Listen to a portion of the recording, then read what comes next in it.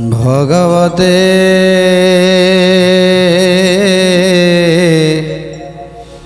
वासुदेवाय।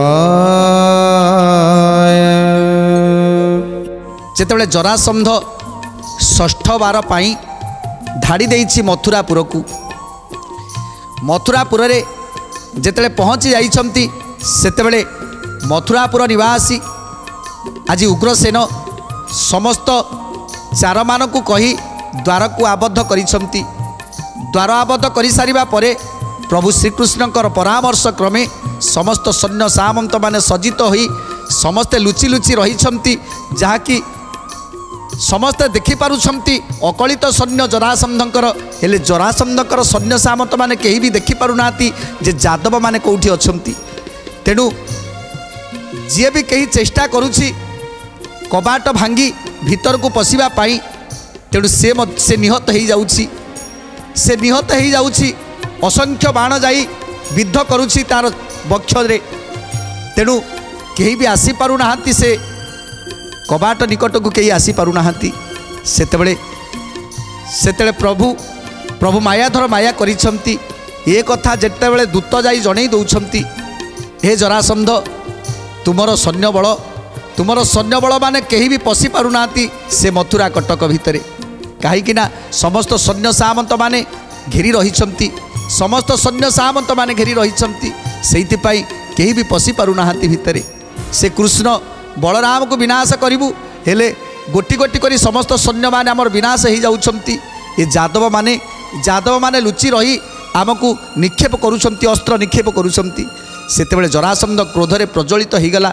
आउ सैन्य सामंत को डाकी समस्त राजा मान को डाकी विचार विमर्श करुछंती। जरासंध कहउछंती, हे साल्व, हे शिशुपाल, हे दंतवक्र, हे रुक्मण, तमे राजा माने तमे 96 सहस्र राजा माने अछ। आज प्रतिज्ञा कर, आज जमिते मथुरापुर को ध्वंस करी से कृष्ण से बलराम को विनाश करी ए मथुरा नगर को धूलिसात करिदबा। आज विचार करुछंती समस्ते। तेणु समस्त राजा माने कौन कहउछंती, गड़ सजाड़ी जादवे जगी रहिलेनी, तुम्भे माने रणे ताकू पारिव की जिणी। गोविंद माधव कृष्ण श्री मधुसूदन, गोविंद माधव कृष्ण श्री मधुसूदन। मुई जे प्रतिज्ञा करी देउ अछि धाड़ी, राम कृष्ण न जिणिले न जाए बाहुड़ी। राम कृष्ण न जिणिले न जाए बाहुड़ी, राम कृष्ण न जिणिले न जाए बाहुड़ी। जेतेबेले दूत मुहरु एमिति कथा सुनिले जे आज गड़ सजाड़ी की रही सारे यादव माने आमको भितर प्रवेश करने को दौना, सेतेबेले प्रतिज्ञा कले जरासंध समस्त राजा मान को डाकी प्रतिज्ञा करुछंती, हे राजा माने तमे जदि यादव मान को विनाश न करिवो ताहले मु आज प्रतिज्ञा करुछि मो जीवन पछे चली जीवो, हेले मु एठू जे पर्यंत से रामकृष्ण को विनाश न करिछि से पर्यंत मु एठू कुआडे भी जीविनी, एठू मु कुआडे भी जीविनी। से रामकृष्ण को बंधन न कला पर्यंत मु एठू कुआडे भी जीविनी। सेतेबेले राजा दमघोष कहउछंती, हे जरासंध तुमे होउछ ज्ञानी, तुमे होउछ बुद्धिमान, तुमे होउछ बलवंत। तेणु तुम पाई आमे माने ये 96 सहस्र राजा समस्ते आपण को अधीन रे अछु। जेतेबेले जहाँ आज्ञा दब ताहा आमे पालन करुछु आउ पालन करुथिबु। तेणु ये सामान्य कथा को आमर डर नाही। ये यादव माने आमको मारिबे ए कथा आमर भय नाही, कारण एमानक पाखरे से शक्ति नाही। आपण जदि चाहिबे एई मुहूर्तरे मथुरा नगर को ध्वंस करिदेबे।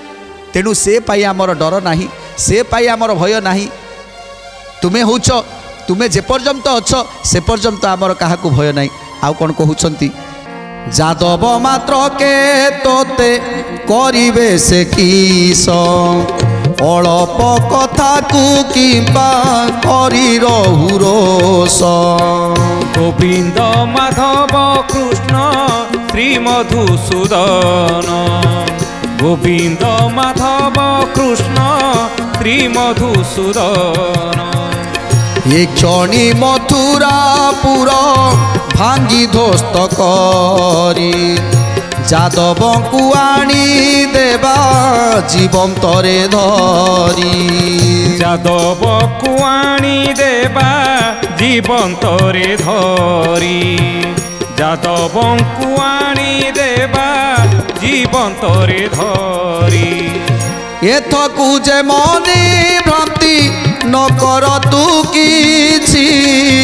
କାର୍ଯ୍ୟ କାରଣ ନଇଲେ ପଛେ ସିନା ବାଛି ଗୋବିନ୍ଦ ମାଧବ କୃଷ୍ଣ ଶ୍ରୀ ମଧୁସୂଦନ ଗୋବିନ୍ଦ ମାଧବ କୃଷ୍ଣ ଶ୍ରୀ ମଧୁସୂଦନ। ତେଣୁ ଯେତେବେଳେ ସାହସ ଦଉଛନ୍ତି ଜରାସନ୍ଧକୁ ଏ ସମସ୍ତ ରାଜା ମାନେ ସାହସ ଦଉଛନ୍ତି ଜରାସନ୍ଧକୁ ହେ ଜରାସନ୍ଧ ଏ ସାମାନ୍ୟ ଯାଦବ ବଳ ଏମାନଙ୍କୁ ବିନାଶ କରିବା ପାଇଁ ଆପଣଙ୍କୁ ସମୟ ଲାଗିବନି। ଯାହାଙ୍କର ଅପ୍ରମିତ ସୈନ୍ୟ ଯିଏ 96 ସହସ୍ର ରାଜାଙ୍କୁ ଅଧୀନ କରି ରଖିଛନ୍ତି ତାଙ୍କଠାରୁ ଏ ସାମାନ୍ୟ ଯାଦବ ବଳ ତାଙ୍କର ବା କ'ଣ କରିପାରିବେ। ତେଣୁ ସେ କଥାକୁ ଚିନ୍ତା ନ କରି ଏବେ ଆଗକୁ କ'ଣ କରାଯିବ ସେ କଥା ଉପାୟ ବତେଇ ଦିଅନ୍ତୁ। ତେଣୁ ଆଜି ଦମଘୋଷ କହୁଛନ୍ତି ହେ ଜରାସନ୍ଧ ମୁଁ ଗୋଟିଏ କଥା ଚିନ୍ତା କରୁଛି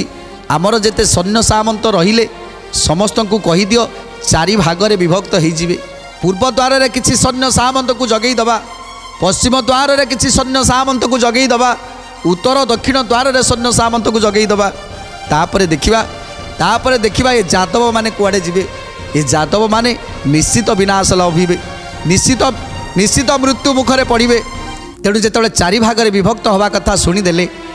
ସେତେବେଳେ ସମସ୍ତ ସୈନ୍ୟ ସାମନ୍ତକୁ ଡାକି କିଏ କେଉଁ ଦ୍ୱାରରେ ରହିବ ସେ କଥାକୁ ଚିନ୍ତା କରୁଛନ୍ତି। ଦମଘୋଷ ମୁଖୁ ଜରାସନ୍ଧ ଏହା ଶୁଣି 4 ଦୁଆରକୁ ଥାଟ ପେଶିଲା ସେ କ୍ଷଣି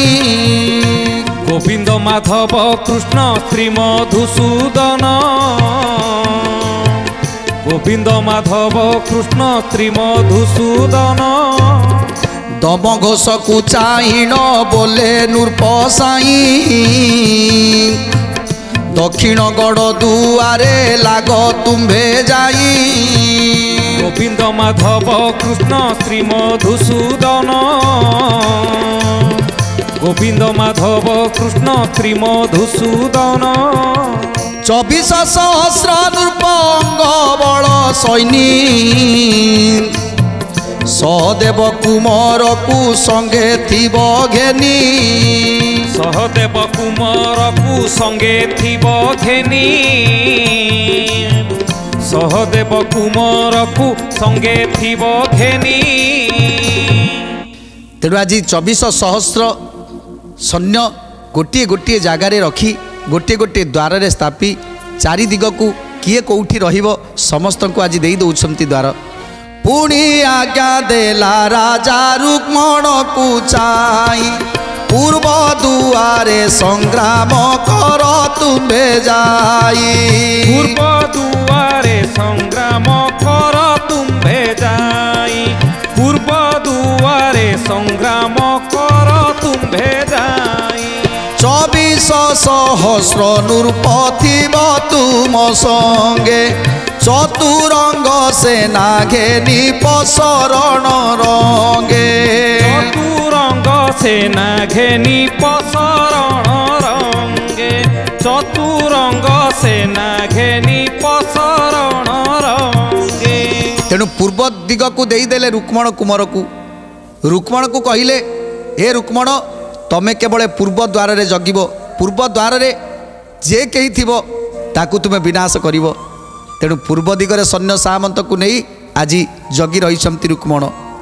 24 ସହସ୍ର ନୃପ ଥିବେ ତୁମ ସଙ୍ଗେ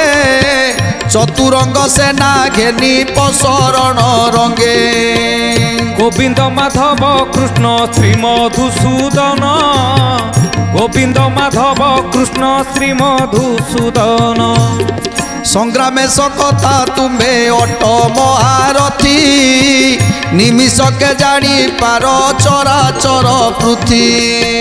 ନିମିଷକେ ଜାଣିପାର ଚରାଚର ପୃଥି ପୃଥି ନିମିଷକେ ଜାଣି ପାର ଚରାଚର ପୃଥି ତୁମ୍ଭରି ବାକୁ ବାବୁ କରି ଅଛି ଆସ ଯାଦବଙ୍କୁ ରଣେ ମାରି ଛଡ଼ାଅ ମୋ ପ୍ରାସ ଯାଦବଙ୍କୁ ରଣେ ମାରି ଛଡ଼ାଅ ମୋ ପ୍ରାସ ଯାଦବଙ୍କୁ ରଣେ ମାରି ଛଡ଼ାଅ ମୋ ପ୍ରାସ ରୁକ୍ମଣକୁ କହୁଛନ୍ତି ଜରାସନ୍ଧ ତୁମକୁ ଦଉଛି 24,000 ନୃପ ତୁମେ ସେମାନଙ୍କ ସହିତ ରହିଥିବ ସେମାନଙ୍କର ସୈନ୍ୟମାନଙ୍କୁ ଧରି ରହିଥିବ ଆଉ ଯେ କେହି ପୂର୍ବ ଦିଗରେ ରହିଥିବ ତାକୁ ତମେ ବିନାଶ କରିବ ତୁମର ବାହୁକୁ ମୁଁ ଆଶା କରିଛି ଭରସା କରିଛି ତେଣୁ ତମେ ମୋତେ ନିରାଶ କରିବନି ଯେତେବେଳେ ଏ କଥା ବୁଝେଇ ଦେଉଛନ୍ତି ଜରାସନ୍ଧ ରୁକ୍ମଣ କହୁଛନ୍ତି ଠିକ୍ ଅଛି ହେ ଜରାସନ୍ଧ ମୁଁ ଆଜି ପ୍ରତିଜ୍ଞା କରୁଛି ଆଜି ମୋର ବାହୁବଳ ଥିବା ଯାଏ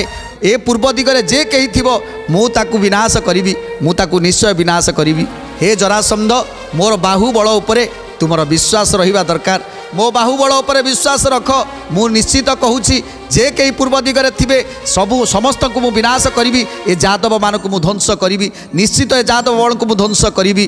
ମୋ ପାଇଁ ଚିନ୍ତା କରନା ଅନ୍ୟ ଦ୍ୱାରରେ ଯେଉଁ ଯେଉଁ ରାଜାମାନଙ୍କୁ ରଖିବେ ସେମାନଙ୍କ କଥା ଚିନ୍ତା କରନ୍ତୁ ତେଣୁ ଜରାସନ୍ଧ ଯେତେବେଳେ ପ୍ରତିଶ୍ରୁତି ପାଇଲେ ରୁକ୍ମଣଙ୍କ ଠାରୁ ଯେମିତି ଦୃଢ଼ ପ୍ରତିଶ୍ରୁତି ପାଇଲେ ସେତେବେଳେ ଖୁସି ହୋଇଗଲେ ସେତେବେଳେ ଆନନ୍ଦ ଗଦଗଦ ହୋଇଗଲେ ତେଣୁ ଆଜି ରୁକ୍ମଣକୁ ଜଗେଇ ଦେଲେ ପୂର୍ବ ଦିଗରେ ତାପରେ ସାଲ୍ୱ ଶିଶୁପାଳଙ୍କୁ ଜଗେଇ ଦେଉଛନ୍ତି ସାଲ୍ୱ ଶିଶୁପାଳକୁ ଯେ ଚାହିଁନ ବିଶ୍ୱାସୀ बोले तुम्बे दुहे जगी थिब मोर पासे बोले तुम्भे दुहे जगी थिब मोर पासे बोले तुम्भे दुहे जगी थिब मोर पासे 23,000 राजा अंग बल सैन्य सज करिए मानकु संगतरे घेन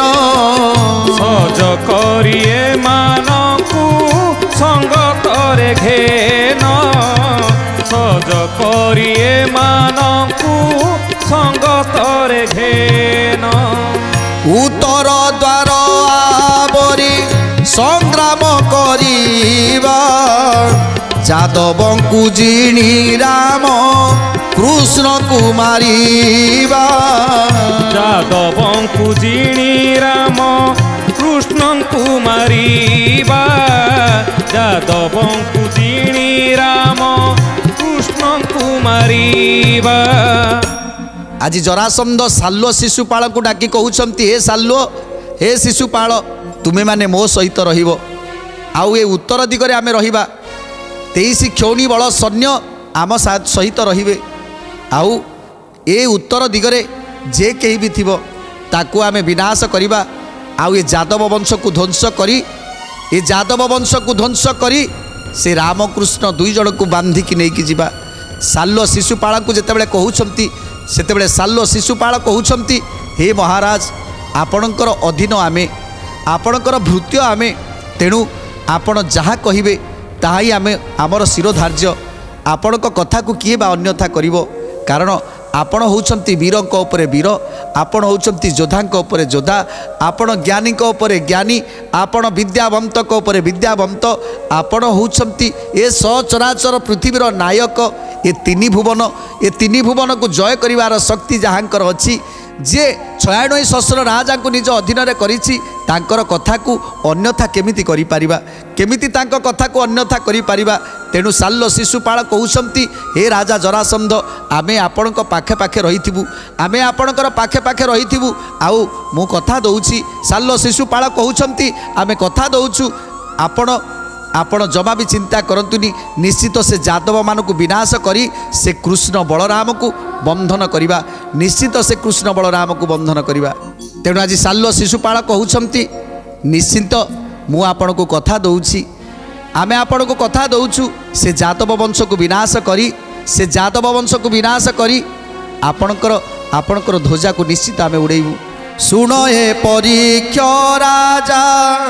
ସୁକ ଯେ ବଦନ୍ତି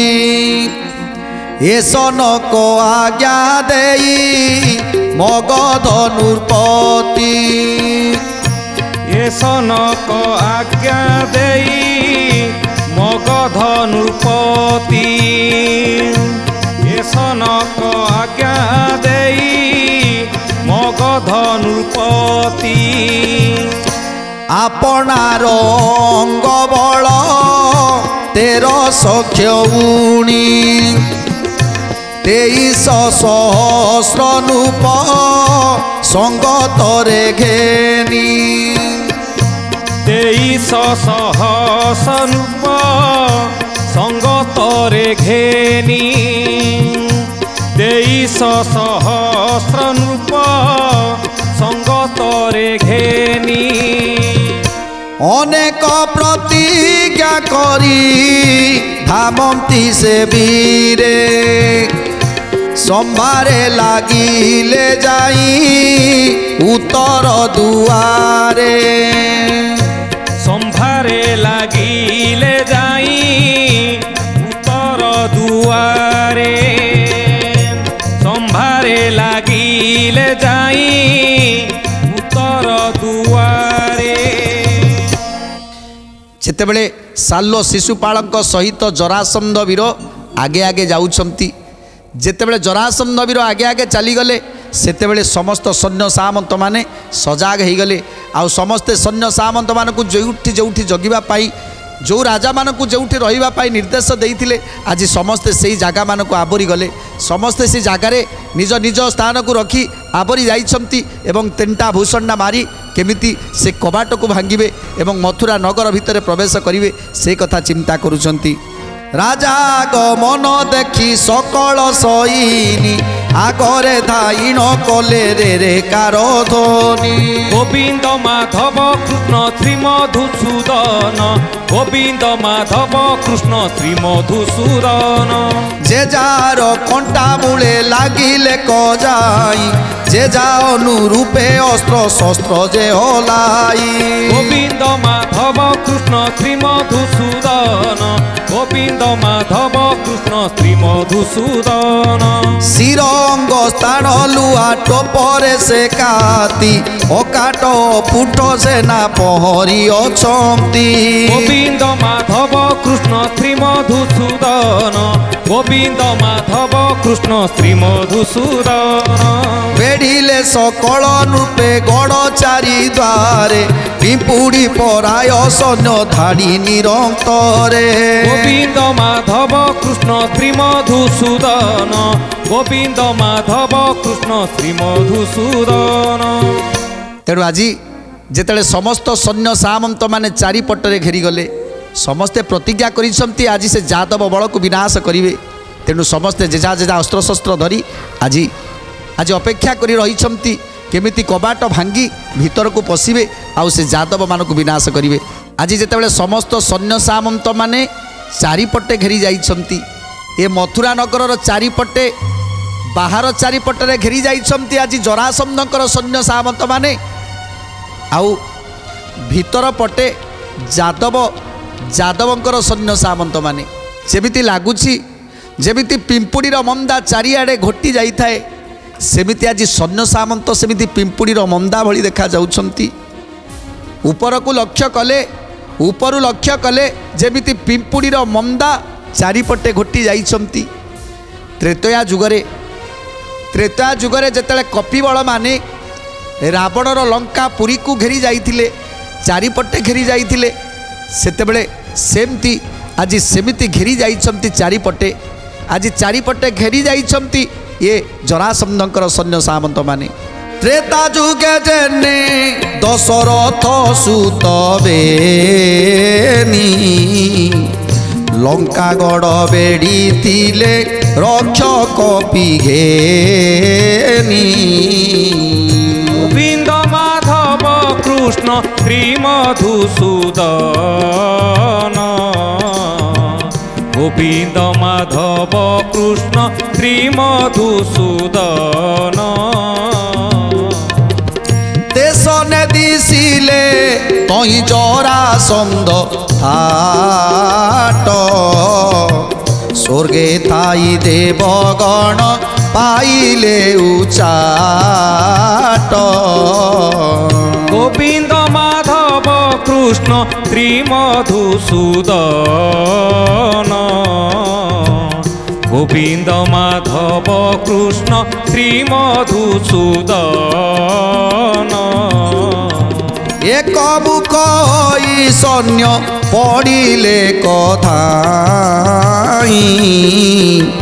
পরিঘ গুরু জগদা মারন্তি বুলাই